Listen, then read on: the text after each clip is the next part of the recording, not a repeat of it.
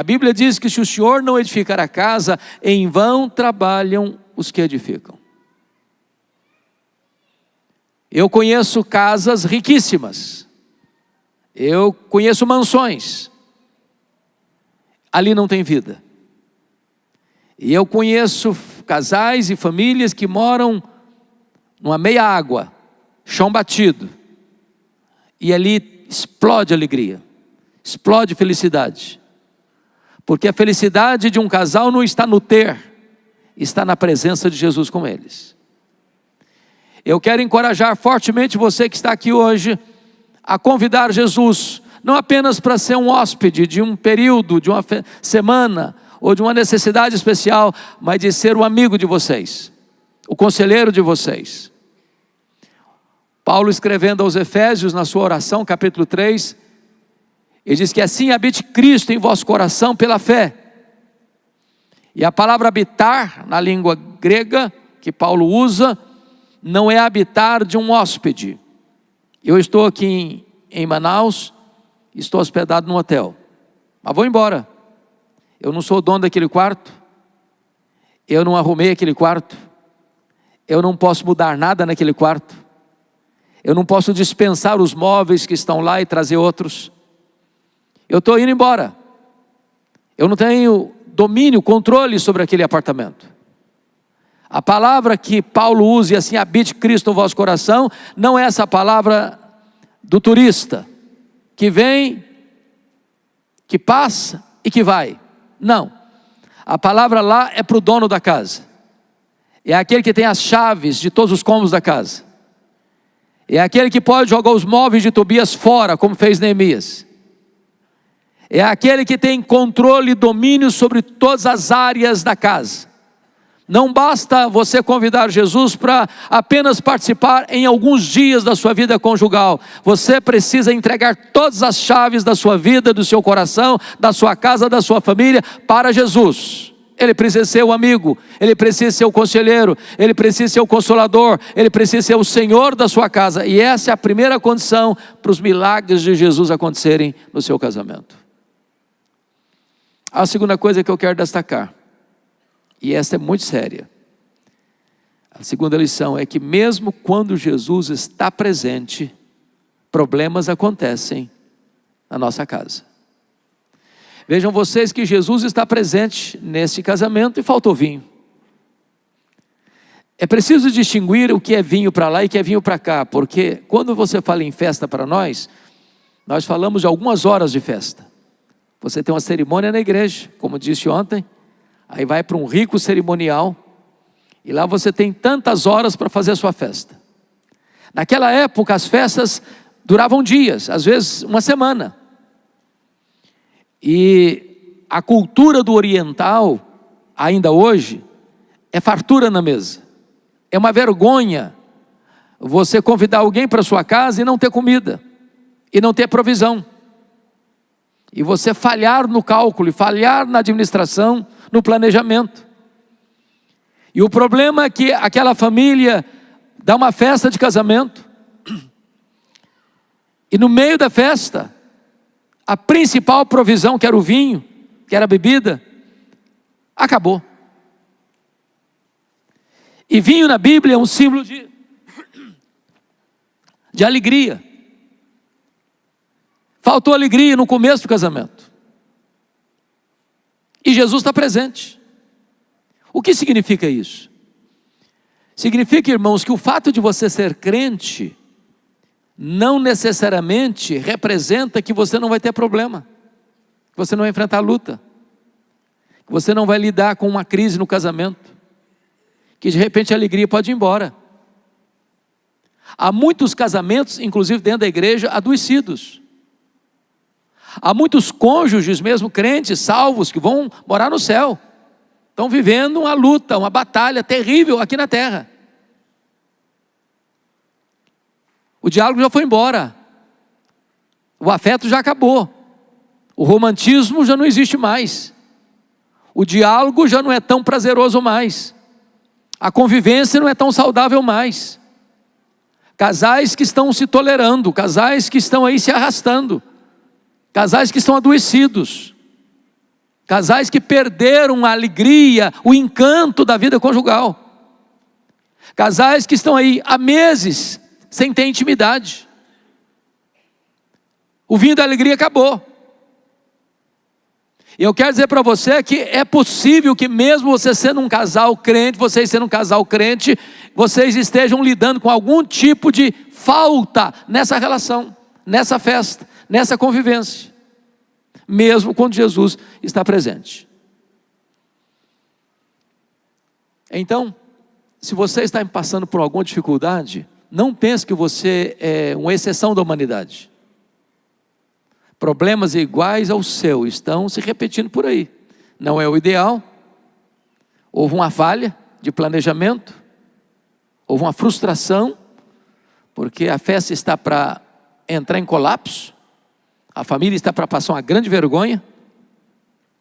O constrangimento vai se estabelecer. Mas foi uma realidade daquele casamento. Talvez você é crente, você é membro até desta igreja, você é uma pessoa comprometida com Deus. Quem sabe você tem amigos tão preciosos. Quem sabe você convidou intencionalmente Jesus para fazer parte do seu casamento, da sua casa, da sua família, mas você está inventando um baita de um problema exatamente hoje. Eu quero dizer para você que se você está assim, você é um grande candidato a um milagre de Jesus no seu casamento e na sua família. Ele está aqui. E Ele é poderoso para fazer algo extraordinário.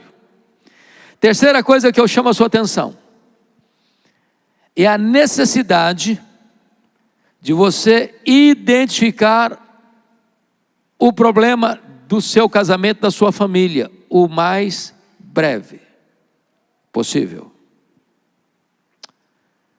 Veja comigo o que está escrito no verso 3. Tendo acabado o vinho, a mãe de Jesus lhe disse: eles não têm mais vinho. Eu chamo a sua atenção para alguns pontos importantes aqui. Primeiro, é que quem descobre que não tem mais vinho, não é o noivo. Naquela época a cultura é que o noivo bancava a festa. Hoje o pai da noiva é que sofre as consequências, né? Naquela época era o noivo. É por isso que quando o maître foi lá perceber que tinha um vinho de qualidade melhor, ele chamou o noivo, porque o noivo era o cara que pagava a conta. Hoje está difícil o cara casar, todo mundo pagando a conta, menos ele. Já imaginou naquela época? O noivo pagava a conta. Mas não foi o noivo que descobriu que estava faltando vinho.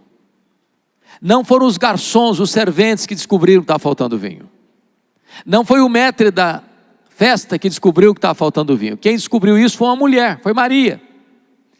E eu não sei se vocês concordam comigo nesse quesito, mas parece-me que Deus deu à mulher um sexto sentido. Uma percepção mais aguçada. Chega o casal num ambiente, o marido não pescou nada. A mulher não precisou ninguém falar nada, ela já entendeu o clima. Já percebeu que alguma coisa não está bem. Deus deu à mulher esta capacidade. E aqui tem um ponto vital, meus irmãos, para a saúde do casamento e da família. Os problemas precisam ser diagnosticados o mais cedo possível, para que o tratamento seja menos doloroso. Identificado o problema, não jogue esse problema debaixo do tapete. Não sublime o problema. Não faça de conta que você não está vendo. Eu fico olhando a história do Davi, por exemplo, do rei Davi. Os problemas começaram a explodir na sua casa. Parecia que não enxergava nada. Tinha um sobrinho dele chamado Jonadab, que estava lá dentro da casa do seu filho, sendo um mau conselheiro, sendo um instrumento do maligno na vida do seu filho Aminon.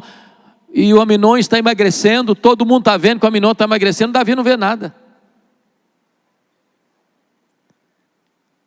Aí Aminon finge que está doente, muito ruim, e só pode se reanimar se a sua irmã Tamar vier ali fazer uma refeição. Mas como assim? Depende da pessoa que faz a refeição para eu comer? Que história é essa? E o Davi induziu a sua filha Tamar a ir na casa de Aminon. para ser estuprada pelo irmão. E a Bíblia diz que o Absalão, depois dessa tragédia, passa a odiar Aminon. E Davi percebe isso, mas não toma iniciativa nenhuma. 2 anos depois, todas as dicas são dadas para Davi de que Absalão vai fazer uma festa, e ele exige que todos estejam lá, e não pode faltar Aminon. E Davi percebe isso, mas não toma medida. E o Aminon é assassinado. O Absalão foge, e ao fim foram 11 anos de mágoas, de ressentimentos, de atritos, até o dia que Absalão foi assassinado pelo general de Davi, por Joabe. E agora Davi chora, desespera, diz: Absalão, meu filho Absalão, quem me dera ter dado a minha vida por ti. Mas é tarde, agora o menino está morto, agora não tem mais jeito, porque Davi não teve a percepção necessária e a ação necessária para resolver o problema enquanto havia tempo oportuno. Diagnostica o problema. O que está acontecendo? Por que o casal não tem mais brilho nos olhos? Por que o casal botou a vida conjugal no piloto automático? Por que o casal permitiu que a rotina, a mesmice, tomasse conta da relação? Por que está faltando alegria nesse relacionamento e ninguém nota nada, não vê nada, não diagnostica nada, não conversa nada, não faz uma revisão, não toma uma nova direção na jornada da vida? Por quê? É preciso diagnosticar. É preciso identificar o problema. A prevenção é melhor do que a intervenção. Quando você previne ou quando você diagnostica mais cedo, fica mais fácil o tratamento, menos doloroso. Então esse ponto é vital se você quer ter saúde no seu casamento. Identifique o problema rápido. Não deixe a coisa se arrastar. Não bota debaixo do tapete. Busque a solução. Quarto princípio que eu vejo nesse texto que é tão importante. Veja comigo, versículo 3 ainda. Tendo acabado o vinho, a mãe de Jesus lhe disse: eles não têm mais vinho. Verso 4, mas Jesus lhe disse: mulher, que tenho eu contigo? Ainda não é chegada a minha hora. Identificado o problema, leve o problema à pessoa certa. Maria poderia ter azedado aquela festa. Maria poderia ter constrangido aquela família. Se ela saísse pelos corredores dizendo: olha, essa família nos convidou aí, convidou tanta gente e não planejou direito. Eles fracassaram. Eles não sabem fazer festa. Eles não têm provisão. Aquela família ficaria muito envergonhada. Maria pegou o assunto e levou a pessoa certa, levou a Jesus. Quando você identifica um problema no seu casamento, você precisa levar esse problema à pessoa certa, é Jesus. Quando você identifica um problema na sua casa, na sua família, você precisa levar esse problema à pessoa certa, é Jesus. Às vezes, irmãos, surge um problema conjugal, o marido expõe a esposa expõe o marido, fala para todo mundo. Tem um ditado popular muito conhecido aqui para nós brasileiros: roupa suja se lava em casa. Então não exponha seu marido, não exponha sua mulher. Não saia aí falando mal do seu marido, não saia falando mal do seu marido, da sua esposa. Proteja. Em vez de você espalhar essas notícias, dobre o joelho, apresente essa causa para Deus, busque a Jesus, coloque nas mãos dele, coloque na presença dele, e ele é poderoso para fazer esse milagre que fez aqui também no seu casamento. Para não dizer que às vezes a gente busca orientação em fontes erradas. Às vezes a pessoa vai para um salão de beleza e a mulher está lá contando para as amigas, ou às vezes o marido está lá na sauna, ou no campo de futebol, ou num churrasco, e está lá comentando coisas que não deveriam comentar, sobre a sua casa, sobre a sua família. Proteja a sua família, blinde a sua família.